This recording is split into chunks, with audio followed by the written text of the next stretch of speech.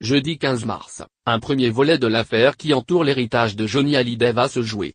Le tribunal de grande instance de Nanterre va en effet devoir statuer sur le droit de regard sur l'album posthume de leur père réclamé par David Hallyday et Laura Smith.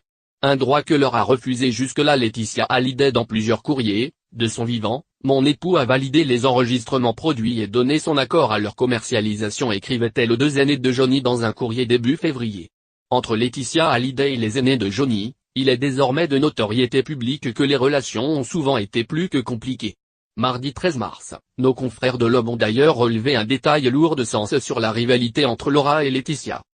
Un fan invétéré du taulier a en effet signalé au magazine que Johnny Hallyday n'avait jamais plus chanté son titre Laura, écrit en hommage à sa fille, après sa rencontre avec Laetitia, la chanson Laura.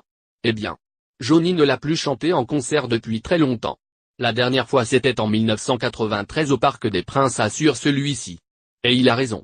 Les seules occasions où le taulier aura entonné cette chanson, c'est en 1998 au Stade de France dans un medley de ses plus grands tubes, puis en 2003 à l'occasion d'un prime de TF1 baptisé 30 tubes de légende.